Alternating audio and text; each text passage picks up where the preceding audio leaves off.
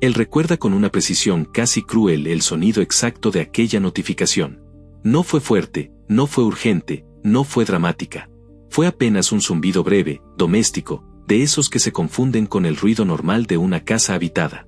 Pero ese sonido, tan pequeño, terminó partiéndole la vida en dos. Porque a veces la traición no entra gritando, entra caminando despacio, se sienta a la mesa y espera a que uno baje la guardia. Hasta ese día, él creía tener una relación normal. No perfecta, no de película, pero estable. Creía en las rutinas, en los acuerdos silenciosos, en esa forma adulta de amar donde ya no todo arde, pero algo sostiene. Camila y él llevaban tiempo juntos, compartían casa, horarios, silencios. Él pensaba que el amor también era eso, repetición, cansancio compartido, domingos sin planes. Se decía que la calma era una señal de madurez, que no todo tenía que doler o emocionar para ser real. Ella había cambiado, sí, pero él se esforzaba por explicarlo. Se decía que el trabajo la tenía agotada, que la vida a veces apaga un poco a las personas. Recordaba cómo antes se buscaban con la mirada, cómo se tocaban sin pensar, cómo se reían por tonterías. Ahora los besos eran rápidos, funcionales. Los abrazos duraban lo justo.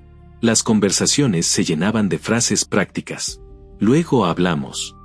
Estoy cansada. Mañana vemos. Y él asentía, porque amar también es saber esperar, o eso se repetía para no incomodarse.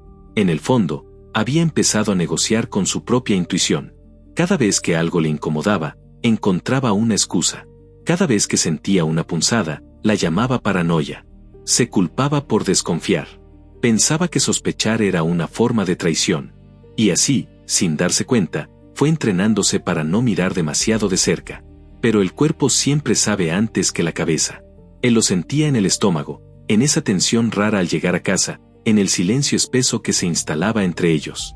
Había microescenas que se repetían, Camila mirando el teléfono y sonriendo sola, bajando el brillo de la pantalla cuando él se acercaba, girándolo boca abajo con un gesto automático. Antes lo dejaba en cualquier parte, ahora parecía una extensión de su mano. Lo llevaba al baño. Lo apoyaba bajo la almohada. Dormía con él cerca, como si temiera que alguien se lo robara, o que alguien lo viera. Él empezó a notar también las frases nuevas, ensayadas, siempre iguales. Es del trabajo. No es nada. Estás imaginando cosas. Y lo peor no era lo que decía, sino cómo lo decía, rápido, defensivo, sin mirarlo del todo. A veces incluso se molestaba, como si la duda fuera una ofensa. Y él, otra vez, pedía perdón por pensar de más. Había noches en que se quedaba despierto, escuchando su respiración, preguntándose en silencio en qué momento se habían empezado a perder. Se preguntaba si él había cambiado, si se había vuelto aburrido, predecible, invisible. Se reprochaba no ser suficiente. Porque cuando uno ama, la culpa suele ir siempre hacia adentro. El domingo en que todo empezó a romperse amaneció extraño. El aire estaba pesado.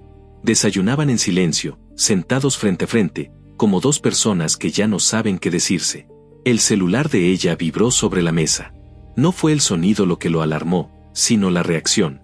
Camila se movió con una rapidez torpe, casi desesperada, y tomó el teléfono antes de que él pudiera siquiera mirar la pantalla. Derramó un poco de café, murmuró una disculpa, sonrió mal. En sus ojos había algo nuevo, miedo. Esa noche, mientras él intentaba convencerse de que exageraba, el teléfono volvió a vibrar. Esta vez era una llamada. La pantalla iluminó la habitación oscura. Un nombre apareció con claridad, Miguel Black. El apellido le pareció absurdo, casi teatral. No tuvo tiempo de pensar nada más. Camila salió del baño envuelta en una toalla, el pelo mojado, los ojos abiertos de par en par. Le arrebató el teléfono con un gesto brusco, cortó la llamada y dijo, demasiado rápido, que era un cliente. Él no gritó, no discutió, solo registró el dato con una calma falsa. Camila no tenía clientes. Trabajaba en un archivo, en tareas internas. Nadie la llamaba un domingo por la noche. Mucho menos con ese tono de urgencia que él creyó percibir. Decidió callar. No por madurez, sino por miedo. Miedo a confirmar lo que ya empezaba a intuir. Los días siguientes fueron una espera tensa. Cada gesto se volvía sospechoso. Cada salida, una incógnita. Cada notificación, una amenaza. Él vivía en un estado de alerta silenciosa, como si algo estuviera a punto de estallar. Dormía mal. Pensaba demasiado. Se odiaba por estar vigilante, pero no podía evitarlo. La oportunidad llegó de la forma más absurda. Camila salió apurada al supermercado y olvidó la cartera en la entrada. Dentro estaba el teléfono. Él lo sostuvo con manos temblorosas. Sintió que estaba cruzando un límite del que no habría vuelta atrás. Dudó. Se dijo que no debía hacerlo. Que revisar era traicionar. Pero otra voz, más cansada, más herida, le susurró que ya estaba siendo traicionado desde hacía tiempo. Intentó desbloquearlo. Probó fechas importantes, aniversarios, cumpleaños, recuerdos compartidos. Nada. Hasta que, casi sin pensarlo, escribió una fecha que ella había mencionado alguna vez con una nostalgia rara, el día que había terminado con su ex de la universidad. La pantalla se abrió. Ese pequeño clic sonó como una sentencia. Al principio, nada parecía fuera de lugar. Fotos comunes, memes, imágenes del perro. Luego encontró una carpeta oculta. Sin nombre. 450 archivos. Sintió un vacío en el pecho antes incluso de abrirla. Cuando lo hizo, entendió que había estado viviendo al lado de una desconocida. No eran solo imágenes. Era una vida paralela. Fotos de ellos dos abrazados en una cama que no era la suya. Sonrisas que él no veía desde hacía meses. Un bar que reconoció de inmediato. Un viaje que ella había dicho que haría con sus primas. Todo encajaba de golpe, de la peor manera. Cada excusa encontraba ahora su verdadero lugar. Pero lo más devastador no fueron las imágenes.